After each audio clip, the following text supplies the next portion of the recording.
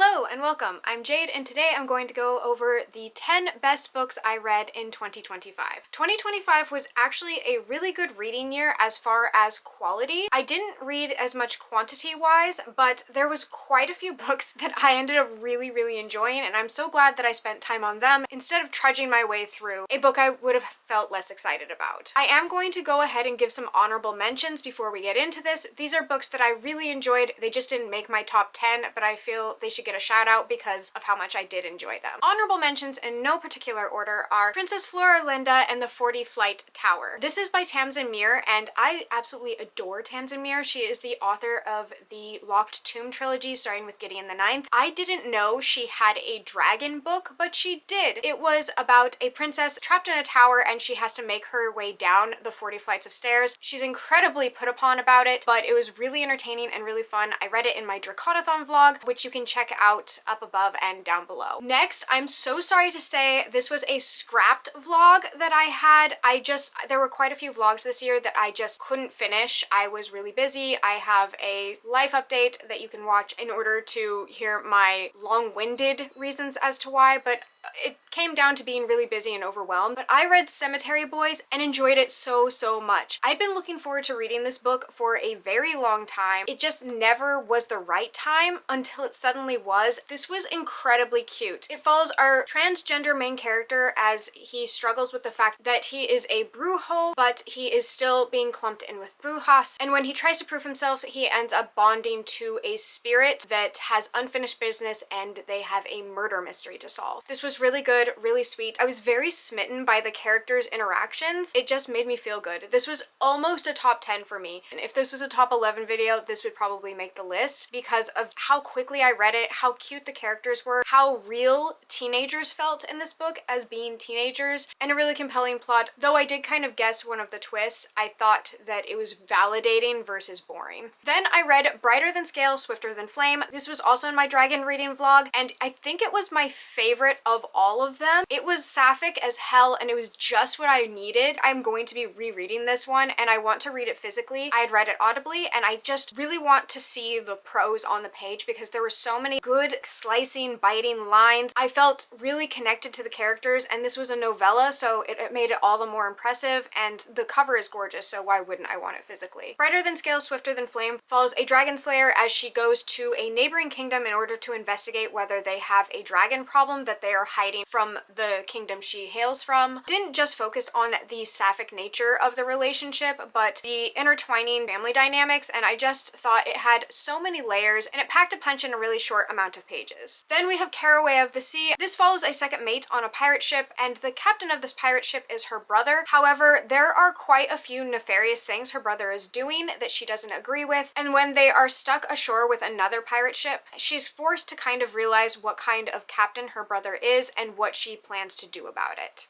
I also read Starling House by Alex E. Harrow. This is the Illumicrate edition, so it's a little shiny for the camera, but if I take the sleeve off, it's just as gorgeous. And this follows our main character who is cleaning a haunted house, or like a gothic manor. There's lots of myths and legends around this house, and she feels drawn to it, and we get to explore that. The main character was someone I instantly rooted for. I liked that she was scrappy and biting. She wasn't necessarily likable, but that's kind of what made me like her. She felt real on the page and consistent. She showed up for her own story, and I just really loved how it was presented. Alex E. Harrow really is a talented author as far as her writing and her prose. I think she does a really great job, and I do plan on reading more of her books in the future because I didn't feel overly drawn to read this one, but when I did start it for, I believe it was Try a Chapter Tag, I was instantly sucked in and I wanted to read more. Then I also read Hollow Places. This is by T. Kingfisher. I read this for a T. Kingfisher vlog where I read as many T. Kingfisher books as I could manage, and then I ranked them as far as enjoyment and gave kind of like a recommendation list. So if you're looking to get into T. Kingfisher,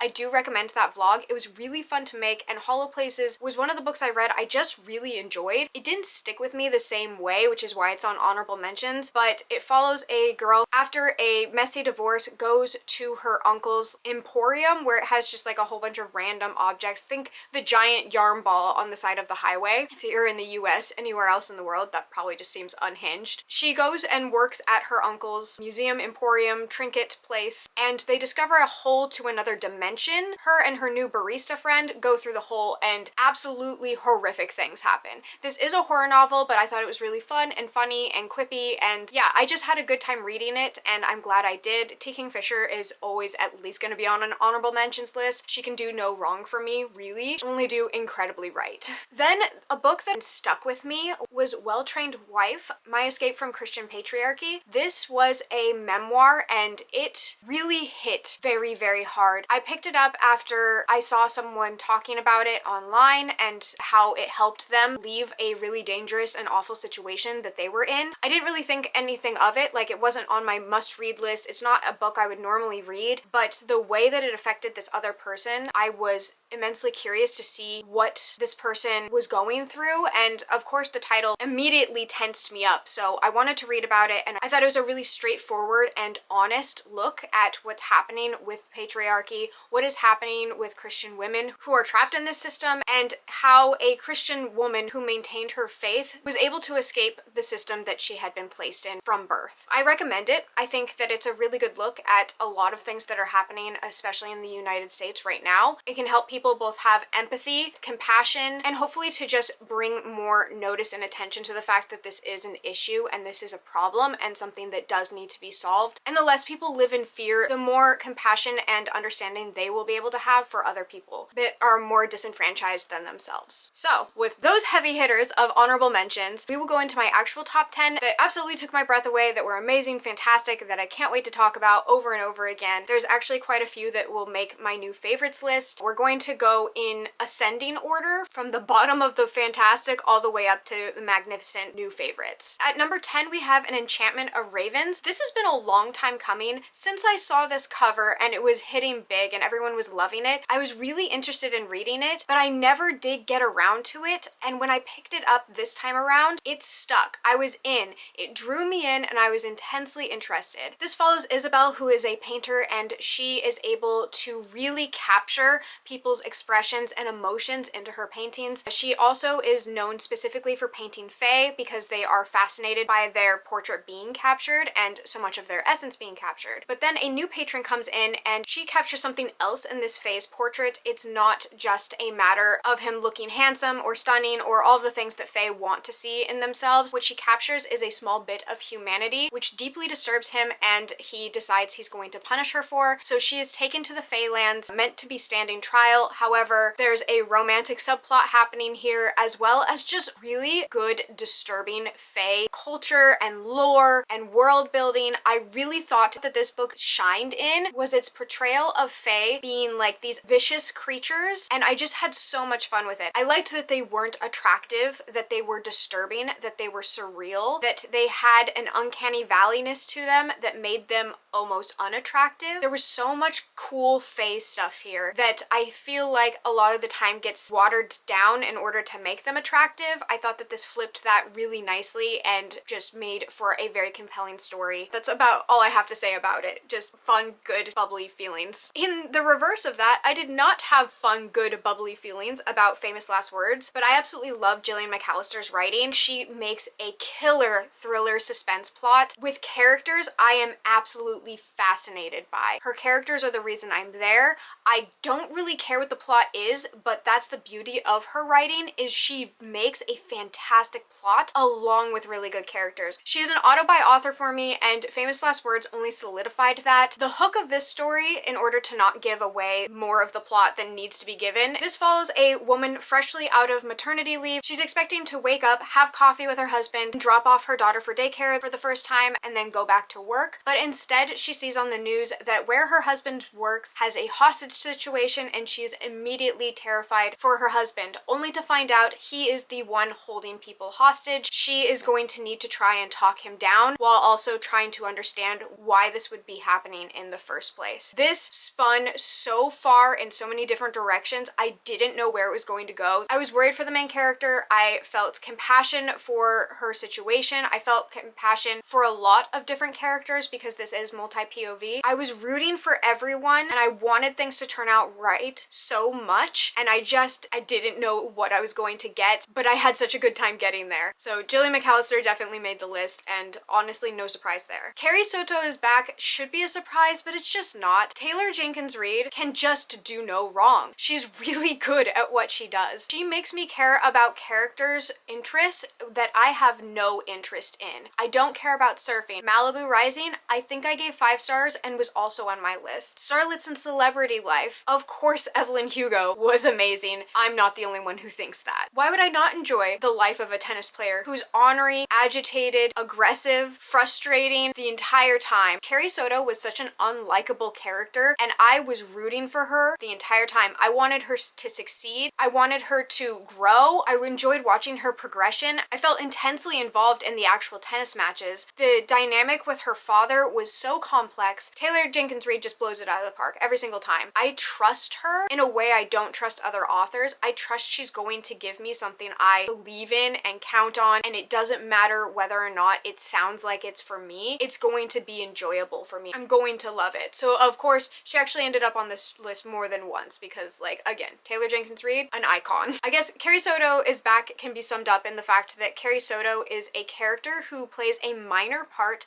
in Malibu Rising. She was an up-and-coming tennis player. She was absolutely infamous for both being amazing on the tennis court as well as being a very unlikable and unfriendly person. So she was disliked greatly by the media, but was cheered for by the crowds. People loved to hate her, and then she comes back in her 40s to try and do something that no one else has ever done, and she is of course met with a lot of backlash both for her age and also her demeanor. Just so many other powerful things were going on, but that was just really good.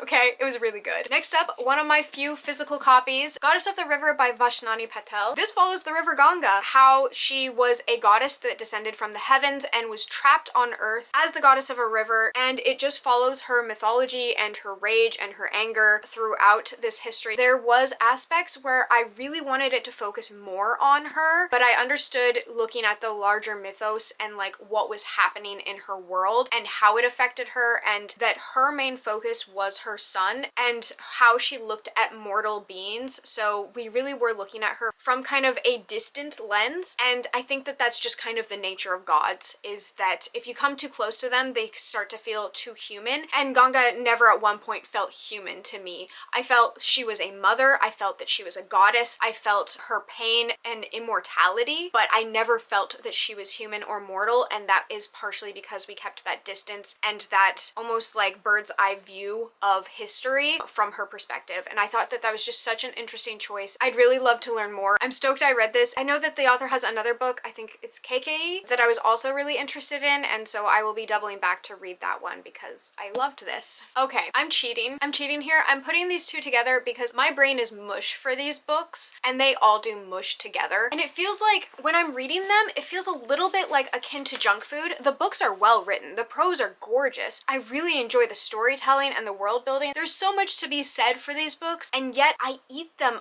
up as if they are a sugary treat. I don't know how else to put it, and they just kind of mush together in my stomach, and then I go, whoa, I want more. I feel addicted to them. These Infinite Threads and All This Twisted Glory. This is part of the Woven Kingdom series by Tahara Mafi, and I read these two pretty much back to back, and I can't tell them apart. I just know that I loved and enjoyed them, but when I tried to think of what the plot actually was in these books, I felt like not that much happened. It had a lot of political intrigue. It had dragons, which was awesome. The main character and the love interest, I think that this would definitely be included as like romantasy, because if this romantic plot wasn't happening, maybe it wouldn't fall apart. It just wouldn't be as interesting. Point being, I am a sucker for these books. I love them. I think that the prose are beautiful. I think that the descriptions are really lush, and I just really enjoy the journey of whatever the hell is going on in these books. I really cannot say where one book started and the other book ended, but it was good. I need to finish the last book in the series. I think it's the last book. I don't have much more to say about these besides just giving you like the start of the plot of the first book. Our main character in this book is Elisa, and she is a Jinn and the heir to the Jinn dynasty. However, in this world, the clay or mortals of the world have taken over and conquered the Jinn. So the Jinn are now considered second-class citizens because they are so powerful and they need to be kept in line. Elisa is hiding as a snoda, or a servant within this kingdom, but she is found out by the prince after the prince sees her in the streets disarming a pickpocket well beyond the abilities of what a snoda or servant would be capable of. So he thinks she's a spy and he goes to investigate her. The end of the first book hooked me right into the second, and I'm guessing the second hooked me right into the third. Don't remember where it ended, but I read the second and the third, so it's finished. Next, I read The Night and the Moth. Oh my gosh, this was a booktube darling of the year, so I'm not new here. I'm not being fresh by telling you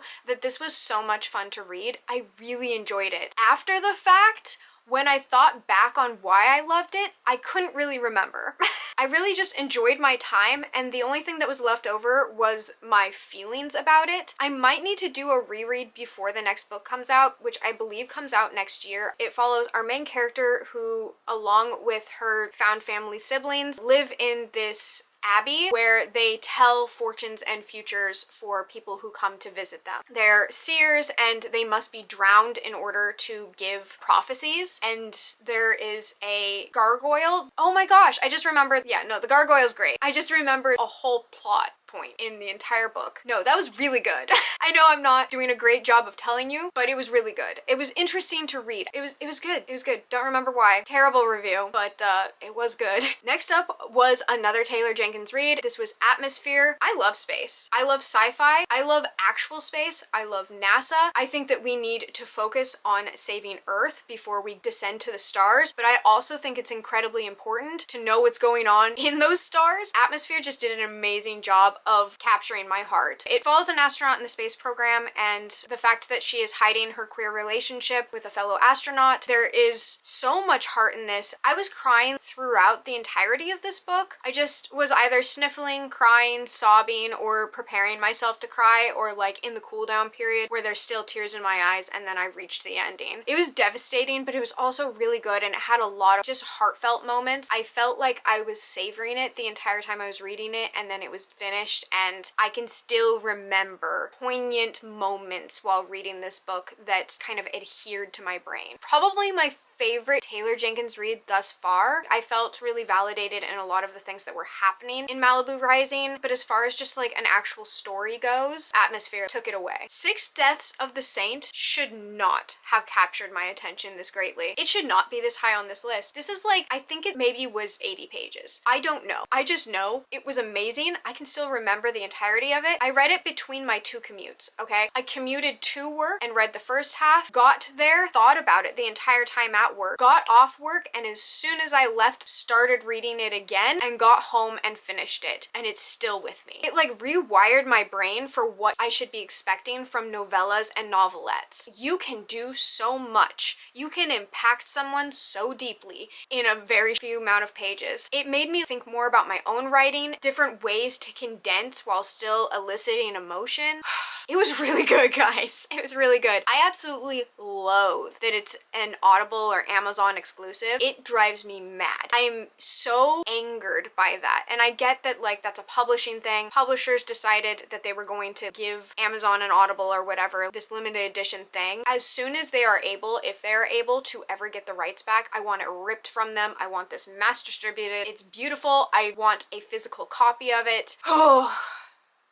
Lots of feelings. Six Deaths of the Saint. I don't really know what to say about this without giving it away. A knight is reincarnated over and over again to kill for her prince or king. I can't remember if he was a prince or a king. She needs to find herself along the way. I know that that sounds like the driest synopsis I could have given. I don't know what to say. It's all in the writing. All of my emotions come from the gap between the sentences after I read each sentence. Am I making any sense whatsoever? Whatever. Now that I'm thinking about this, I feel like my top three are almost interchangeable as far as what is higher. I feel like these are like evenly split for the top first spot. So my second top first spot is A Sorceress Comes to Call by T. Kingfisher. This was a retelling of The Goose Girl, and it was also just so much more. There were so many things in this having to do with manipulation and control, things that I really like to explore in my own writing, was just done so masterfully here. I have a reading vlog where I go more in depth into my thoughts, and I'm going to leave that there just because I do do want to keep this kind of vague. I really enjoyed this. It's in my top 3. You heard how I talked about the other books. I loved this one as well. This is my favorite Taking Fisher thus far. It was also one of the first books I read in 2025, so this was a good omen. My third but final first top spot for 2025, probably of no surprise to you if you've been on this channel long enough, because I have been waiting long enough for this book, and it finally came out, and of course it was my absolute favorite. This is Silverborn, The Mystery of Morrigan Crow by Jessica Townsend. She's a chonker.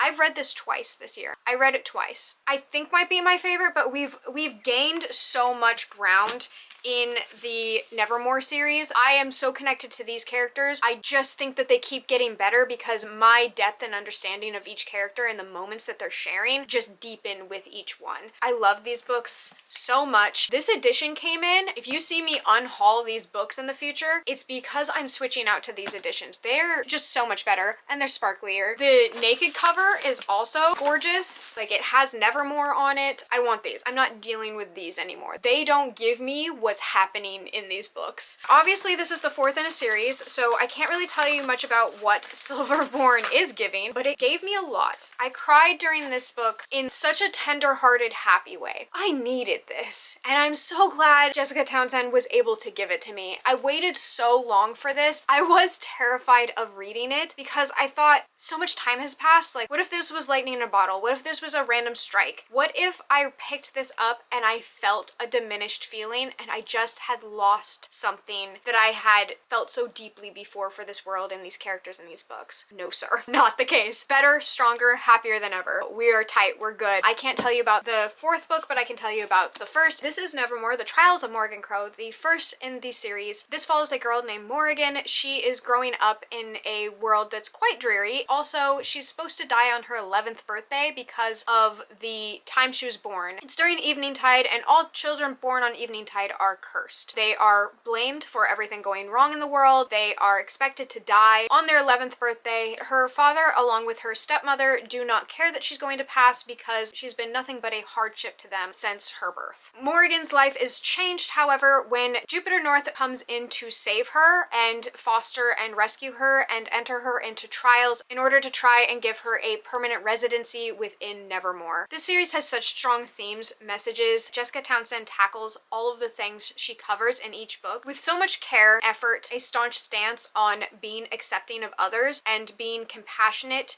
and found family. I need her books in this world. These are the books I would pass on to my children. This is a legacy that I would want spread throughout the world. They're not just on my top 2025, they're important globally. Whew. Okay. So, what were your top 2025 books? Give me as long of a list as you'd like. You can give me your first favorite, your second favorite, your third. I know I couldn't even technically narrow it down to 10. I gave you 17 books to think about today, so I appreciate you sticking around to listen to me ramble about all of the books I loved and enjoyed. I hope you do the same. If you don't want to give me any of your favorite books, you can go ahead and leave me the rainbow emoji so we can start 2026 off right. Whether you do or not, I hope you're enjoying the sun or more stars wherever you are. And until next time, bye!